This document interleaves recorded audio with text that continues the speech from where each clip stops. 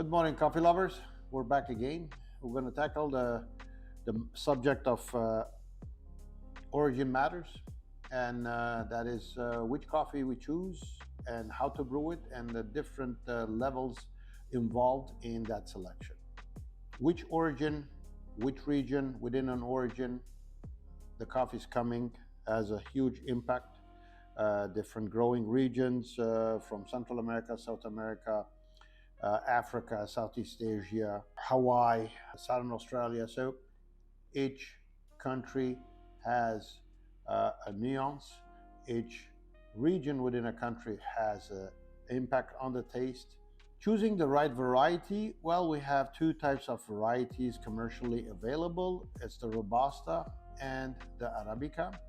The main differences, of course, is Robusta grows on lower elevations. It resists a lot of heat and insects and whatnot.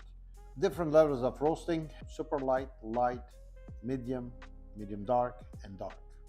The difference is that lighter the roast, more complexities or acidity of the coffee will come out. Further we push the roasting development, the body will start developing better. Some of the nuances of acidity will start to dissipate. So based on the type of the bean and what can offer, we will adjust the roast level accordingly. Coffees that are more fruity, more complex, more floral, we have the tendency to roast them lighter.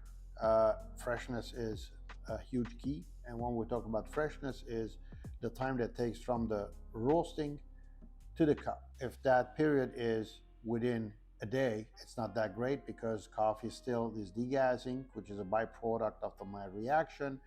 The surface humidity didn't clean out yet.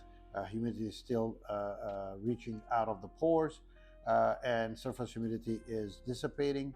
Once that is done, within about 6 to 7 days from roasting, it reaches its ultimate structural condition to be ground, to be brewed.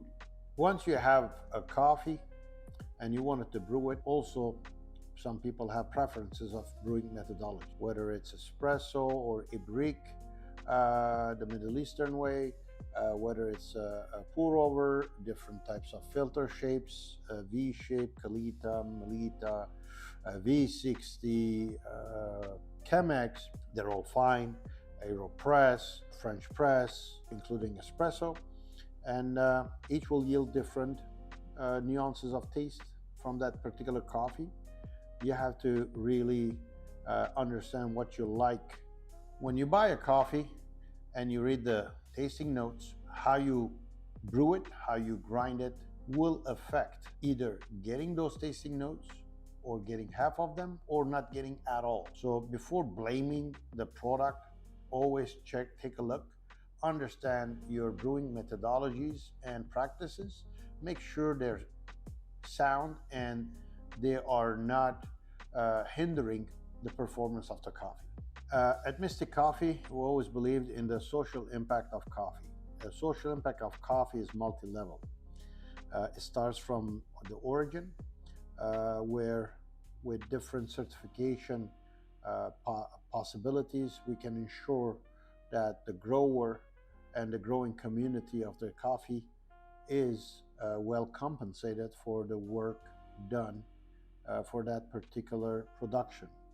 And when I say well compensated and not fairly compensated, because they are already entitled to be compensated fairly.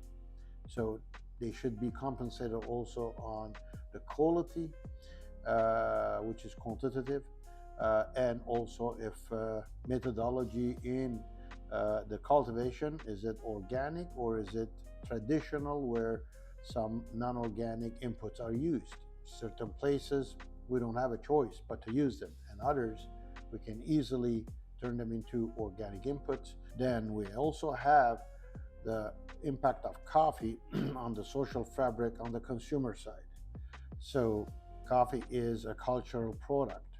It is one of the few items that connects from the grower to the consumer at any given level and involves technology and know-how. So every step of it should be addressed to be able to maintain and keep repeating the great work.